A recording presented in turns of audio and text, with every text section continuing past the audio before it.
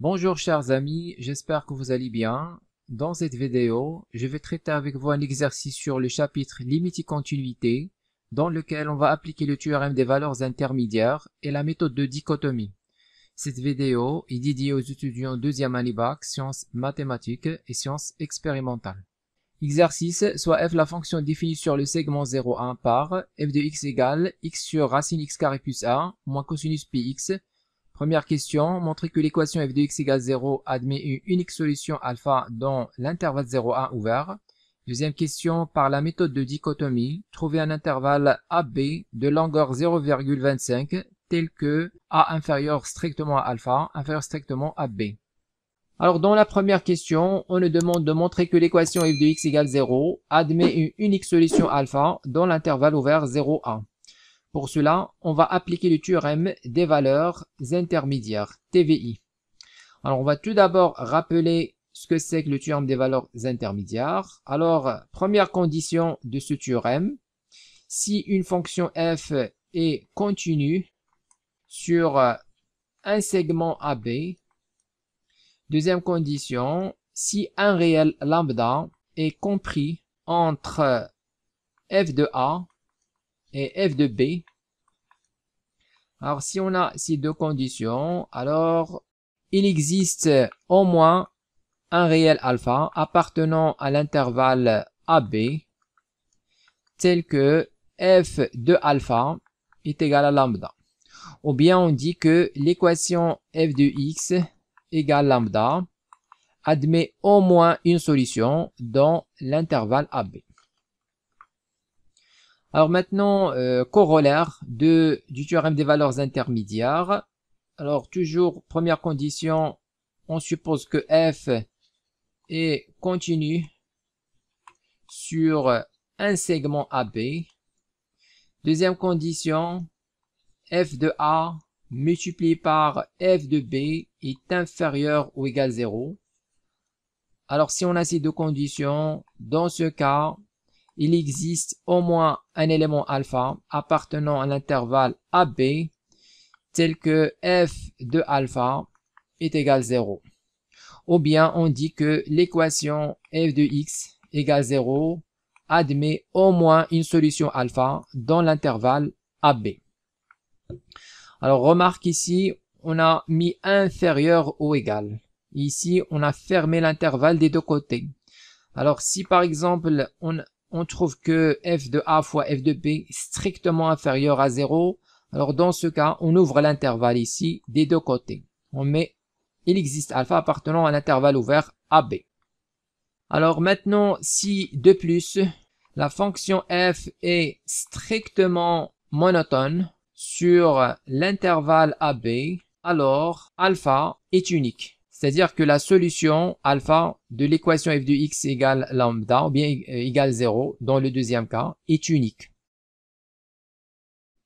Alors on commence par la première condition. On va montrer que la fonction f est continue sur l'intervalle 0,1.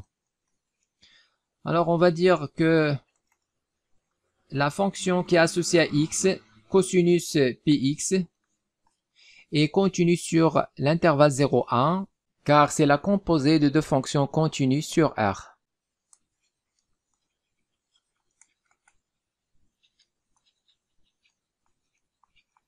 Ensuite, on va dire que la fonction est la fonction qui est associée à x, x sur racine de x carré plus 1, et aussi continue sur l'intervalle 0,1, car c'est le quotient de deux fonctions continues sur l'intervalle 0,1.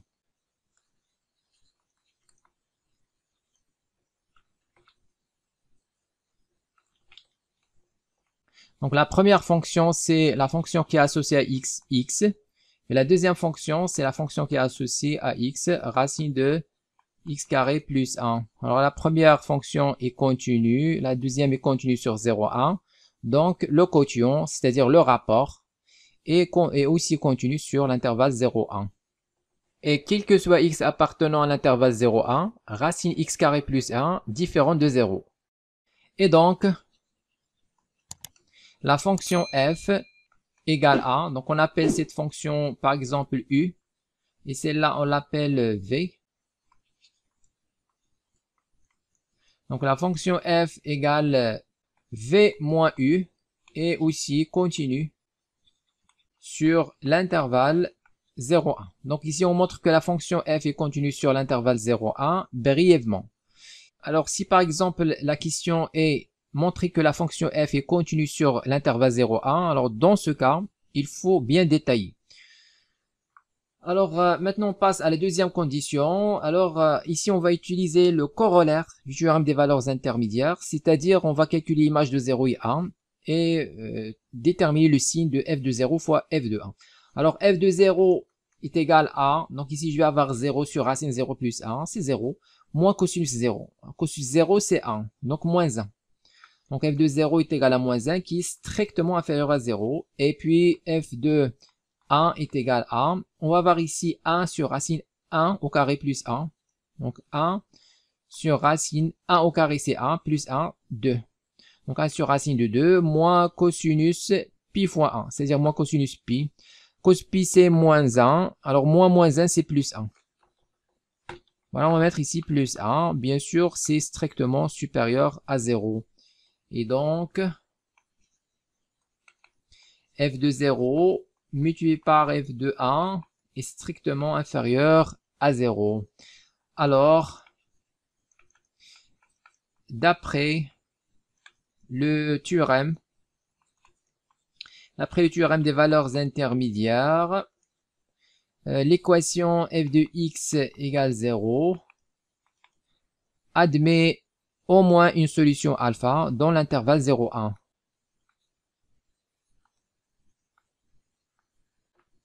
Donc ici, comme vous voyez, on ouvre l'intervalle des deux côtés, car f de 1 est strictement supérieur à 0 et f de 0 est strictement inférieur à 0. Bien sûr, ici, on a le produit est strictement inférieur à 0. Donc 0 et 1 ne sont pas solutions de f de x égale 0.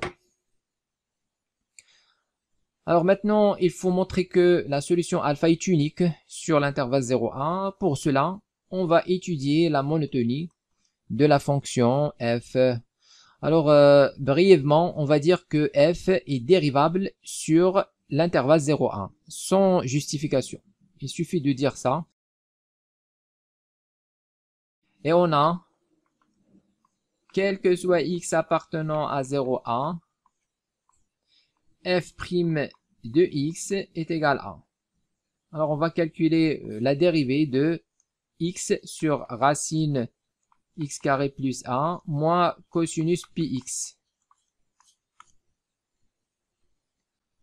Voilà, donc c'est ça la fonction f de x. Alors, ici on a la forme, qu'on voit ici, on a la forme u sur v. Alors, c'est quoi la dérivée? Alors, c'est u' v moins u v', le tout sur v au carré. Donc, ça, c'est un rappel de ce qu'on a déjà vu l'année dernière. Ici, on a racine. Alors, c'est quoi la dérivée de racine? U. C'est u' sur 2 racine de u. Voilà, deuxième propriété. Alors, la dérivée de cosinus, c'est quoi? Donc, ici, dans le cercle trigonométrique, ici, on met cos, sin, moins cos, moins sin. Alors, qu'est-ce qu'on va faire? Ici, on a le sens de dérivation. Alors, dérivée de sinus, c'est cosinus, et dérivée de cosinus, c'est moins sinus, et dérivée de moins sinus, c'est moins cosinus, et dérivée de moins cosinus, c'est sinus. Donc, c'est tout. Alors, maintenant, on passe au calcul.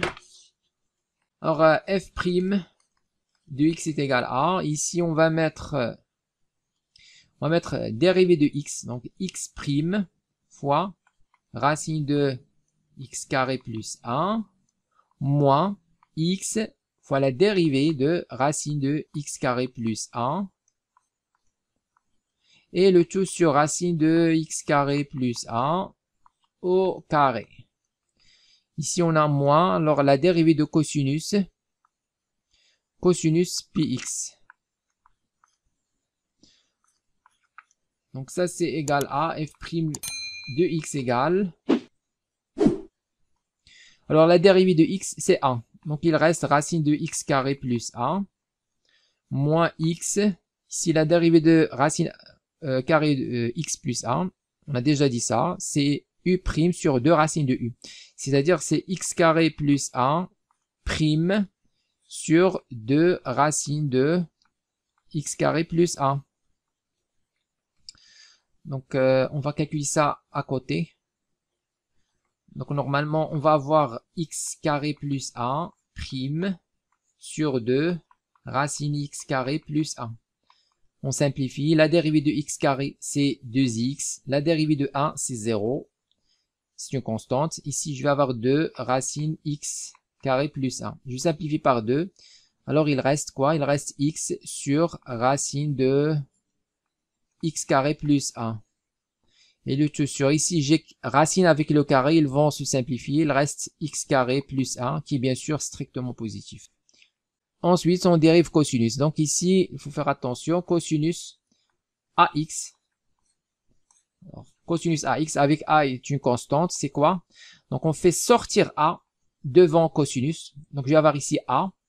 Et je dérive cosinus. Alors c'est quoi la dérivée de cosinus? On a déjà dit ça. C'est, donc on va avoir ici moins et sinus. Alors en fait, on a ici moins cosinus normalement. Donc on va mettre ici moins.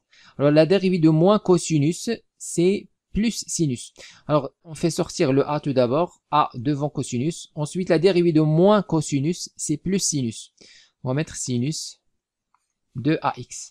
Donc c'est ça la dérivée. Alors on applique ça ici. Je vais avoir la dérivée de moins cos, c'est plus sinus.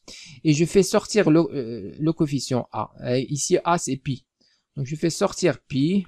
Et je mets ici sinus px. Donc x carré plus 1. Alors on simplifie tout ça. F' de x égale.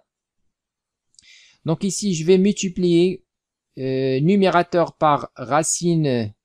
Donc racine x carré plus 1, je multiplie le numérateur et le dénominateur. Alors au dénominateur, on va avoir x carré plus 1, facteur racine de x carré plus 1. Voilà, et au numérateur, on va multiplier par la même chose. Donc ici, on va multiplier racine de x carré plus 1, facteur racine x carré plus 1, moins, alors x fois x, c'est x carré, sur racine de x carré plus 1 plus pi sinus px. Alors f' de x est égal. Alors on développe racine fois x carré plus 1 fois la même chose, c'est je vais avoir x carré plus 1. C'est la racine au carré, donc c'est x carré plus 1. Ici, racine x carré plus 1 sur racine x carré plus 1, ils vont se simplifier. Il reste uniquement moins x carré. Sur x carré plus 1, facteur racine de x carré plus 1. Ici, j'ai plus pi sinus px. On simplifie x carré moins x carré. Finalement, on trouve f' de x égale 1 sur x carré plus 1, racine de x carré plus 1, plus pi sinus px. Alors que, comme vous voyez ici, cette expression est strictement positive et sinus, donc cette expression strictement positive sur R, en particulier sur 0,1, l'intervalle 0,1. Ici, on a sinus px est positif sur l'intervalle 0,1, bien sûr. Pourquoi? Tout simplement parce que la fonction sinus, alors x, voilà, donc x entre 0, il y a strictement entre 0 et 1, donc px est entre 0 et pi. On multiplie tous les côtés par pi. Donc entre 0, donc sur le cercle trigonométrique, ici on a 0, pi. Alors comme vous voyez ici, cosinus est positif. Donc sinus est positif. Donc voilà sinus. Il est positif. Sinon on trace la courbe de sinus. La courbe de sinus, il est comme ça. Alors 0. Alors maximum en pi sur 2. Et il s'annule sur en pi. Il s'annule en pi. Donc sur l'intervalle 0 pi, il est comment? Il est positif, comme vous voyez. Donc ici, on a pi sinus px positif sur 0,1. Cette fonction toujours positive. Donc f' est strictement positif sur 0,1. Donc, quel que soit x appartenant à 0,1,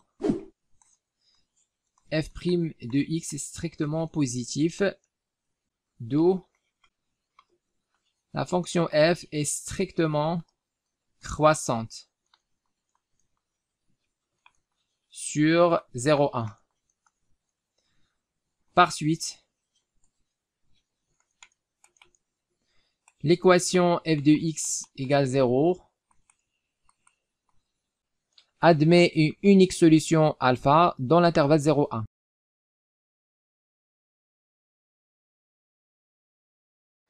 Deuxième question, par la méthode de dichotomie, trouvez un intervalle AB de longueur 0,25 tel que A inférieur strictement alpha, inférieur strictement AB.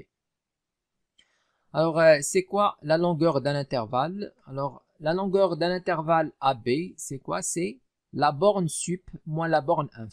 C'est-à-dire, c'est B moins A. Alors, on a, d'après la question précédente, alpha est supérieur strictement à 0, inférieur strictement à 1. On a déjà montré que l'équation f de x égale 0 admet une unique solution alpha dans l'intervalle 0,1.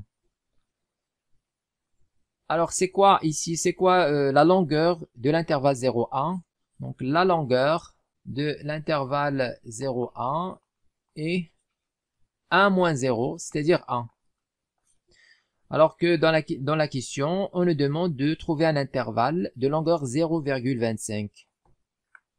Alors pour cela, on va utiliser la méthode de dichotomie qui consiste à calculer l'image du centre de l'intervalle 0,1. Alors c'est quoi le centre?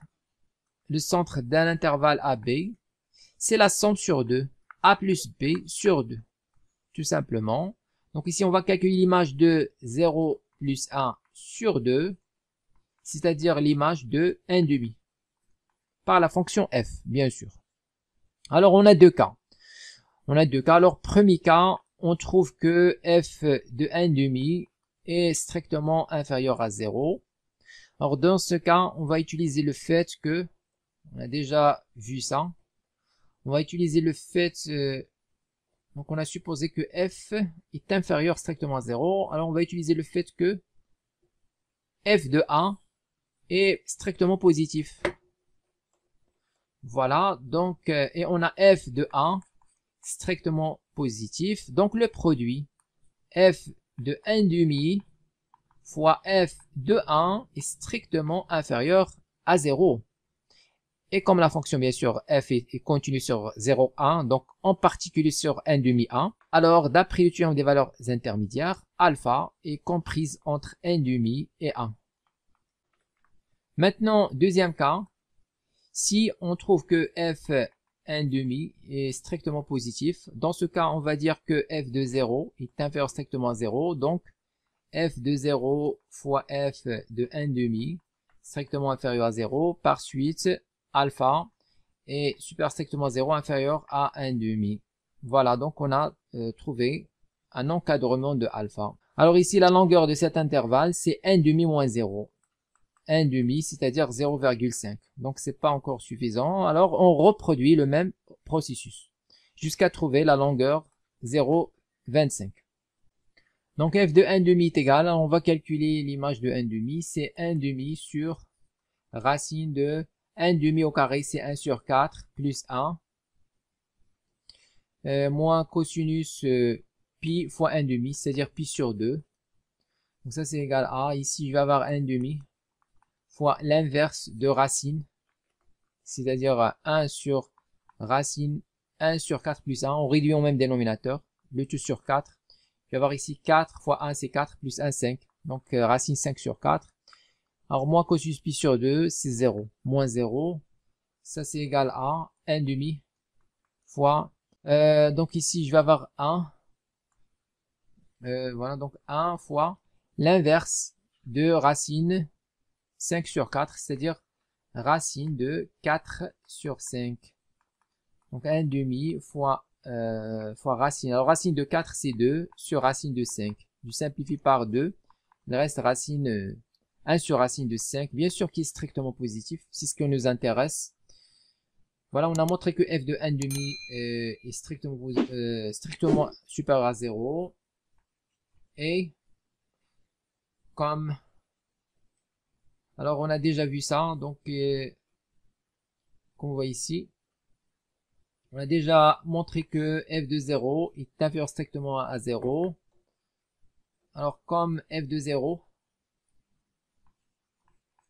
est inférieur strictement à 0, alors f de 0 multiplié par f de 1,5 est strictement inférieur à 0. Donc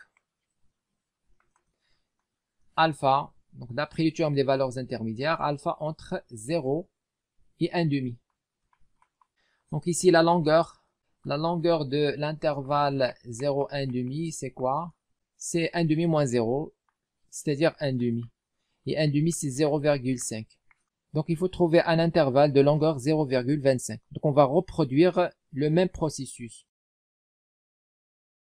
Alors cette fois, on va calculer l'image du centre du nouveau intervalle 0, 1,5. Alors c'est quoi le centre? Donc on va mettre sur 2. Alors là, on va faire la somme. 0 plus 1,5. Le tout sur 2. Donc ça c'est quoi? C'est f de 1 sur 4. Donc ça c'est égal à... Alors, on va calculer l'image de 1 sur 4. Ici on va avoir 1 sur 4 sur racine de 1 sur 4 au carré, c'est 1 sur 16 plus 1, moins cosinus pi fois 1 sur 4, c'est-à-dire pi sur 4. Donc ça c'est égal à, ici je vais avoir 1 sur 4 fois 1 sur, ici je vais avoir 1 fois 16, 16 plus 1, 17, donc 17 sur 16. Et moins cosinus pi sur 4, c'est racine de 2 sur 2. Ça c'est égal à, ici je vais avoir 1 sur 4 moins 1 sur, ici racine 17, fois, donc ici fois 1 sur racine 17 sur racine 16 qui est 4. On simplifie par 4, et moins racine de 2 sur 2. Ensuite, alors racine de 2 sur 2, c'est, bien sûr, c'est 1 sur racine de 2. C'est la même chose. Ça, c'est égal à, ici, il reste 1 sur 17, racine 17, plutôt, moins 1 sur racine de 2. Alors, bien sûr, ça, c'est strictement inférieur à 0, ça, c'est évident. Donc, ici, on a racine du 7 supérieur à racine de 2. Et donc, l'inverse, 1 sur racine 17, donc 1 sur racine 17 est inférieur à 1 sur racine de 2. Donc, la différence est négative. Et comme, donc ici, on a déjà montré que, ici, on a déjà montré que f de 1,5, voilà, donc f de 1,5, c'est ça, et comment est strictement positif. On a déjà montré que f de 1,5 strictement positif, donc, alors ici on a f de 1 sur 4 strictement négatif, et f de 1,5 strictement positif, donc f de 1 quart fois f de 1,5 est strictement inférieur à 0, d'où on aura alpha strictement supérieur à 1 quart, inférieur strictement à 1,5. Et ici, bien sûr, la longueur de l'intervalle 1 sur 4, 1 sur 2, est 1,5 moins 1 sur 4, c'est-à-dire 1 sur 4, qui est exactement 0,25. Donc, voilà l'intervalle AB, c'est 1 sur 4, 1,5. Par suite, alpha est supérieur strictement à 1 sur 4, inférieur strictement à 1,5.